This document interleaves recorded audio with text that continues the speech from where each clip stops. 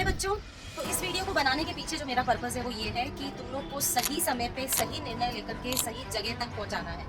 बहुत सारे बच्चे होते हैं जो कि 10th क्लास के अंदर एक ओवर कॉन्फिडेंस लेके चलते हैं कि यार अपना तो बहुत अच्छा हमेशा 20 में से 20, 50 में से 50 एंड फाइनली हमारे जो प्री बोर्ड्स होते हैं उसमें 100 में से 100 मार्क्स हमारे हमेशा आते हैं, तो हम तो दुनिया से अलग है। ऐसा नहीं है।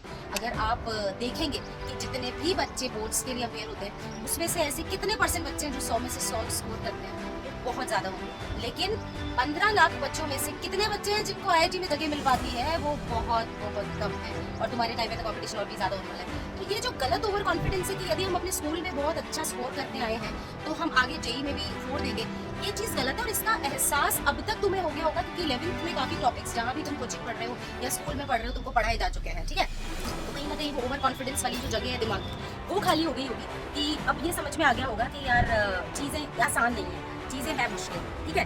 तो अब इसके लिए अपने को क्या करना चाहिए?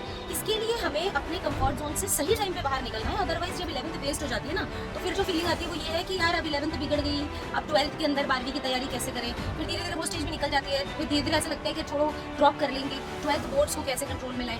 तो ये होता है, ये रियलिटी है, ये 95% से ज़्यादा बच्चों के साथ होता है। और वी एज हम लोग तुम्हारे मेंटर होने के नाते हमेशा तुमको सही समय पे सही गाइडेंस देना चाहते हैं। तुम्हें करना ये है कि जल्दी से जल्दी अपने कंफर्ट जोन से बाहर आना है और ये एज्यूम करके चलना है कि जेईई की परीक्षा में बहुत सारे साल नहीं बचे हैं, बहुत जल्दी एग्जाम आ जाएगा। क्योंकि बेटा वक्त गुजरते समय नहीं लगता, और वक्त ही एक ऐसी चीज़ है जिसके आप सगे नहीं हुए ना तो ये आपका सगा नहीं होएगा।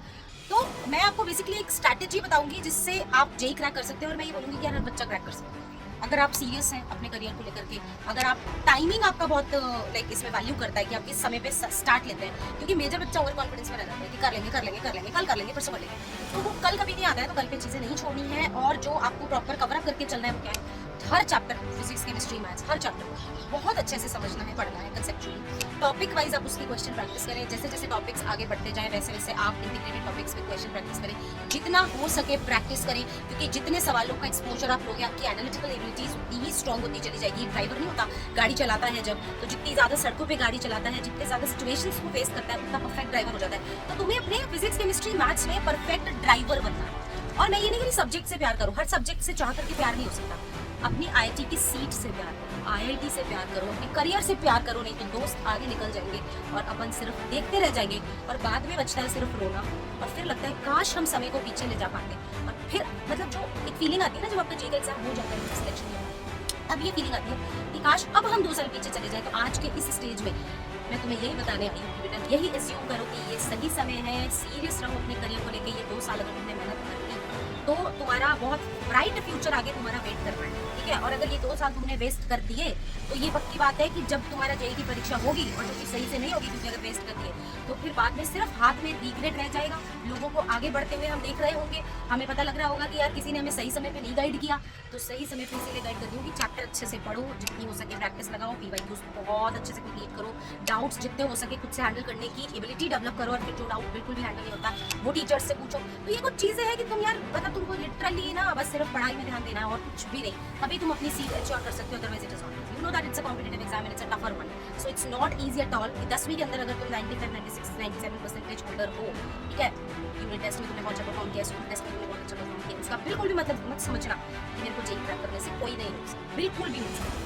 क्योंकि जेईई एक डिफरेंट टेम्परामेंट का एग्जाम होता है, उसके लिए आपको उस आईआईटी के लिए पागल था रिलीजन की तरह एक्सेप्ट करना पड़ेगा, ठीक है। सो विद दैट मैं ये भी बोलूँगी कि अपने यहाँ एनर्जी बैच, ठीक है, वो वापस से आ रहा है। और ये जो सारी चीज़ें मैंने तुम्हें बताई है कि प्रॉपर कंसेप्ट को पढ़ना, प्रॉपर क्वेश्चंस की प्रैक्टिस, खूब सारा डीपीपी, ठीक है, और खूब सारा हर डीपीपी का वीडियो सोल्यूशन की कहाँ हमारी मतलब लाइक अप्रोच ला करके ये सारी चीज़ें भरते हैं उसमें।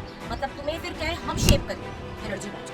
और अगर तुम सीरियसली एनर्जी बैच में क्लासेस अटेंड कर रहे हो ना तो लिटरली तुमको जेईई 2026 क्रैक करने से कोई नहीं हो सकता। मैं ये नहीं कहूँगी कि बैच ले लोगे तो तुम्हारे सिलेक्शन जाएगा, मैं ये जरूर कहूँगी कि बैच लेने के बाद अगर खुद के साथ और हमारे साथ ईमानदारी होगी तो पक्का तुम्हारा सिलेक्शन हो जाएगा। तो बच्चों with that I would like to end the video.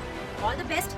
Career के लिए सीरियस होगी तभी तुम्हारे साथ करियर वाइज कुछ अच्छा होगा, है ना। अदरवाइज मतलब जिस चीज़ के आप सगे होते हो वही आपकी सगी होती है। चिल मारी है, रील में टाइम पास कर रहे हैं, सोशल मीडिया स्क्रॉल कर रहे हैं, तो आप खुद सोच लो अपने आप को 2 साल बाद कहाँ दिखना चाहिए, ठीक है। चलो love you all, wish you all the best.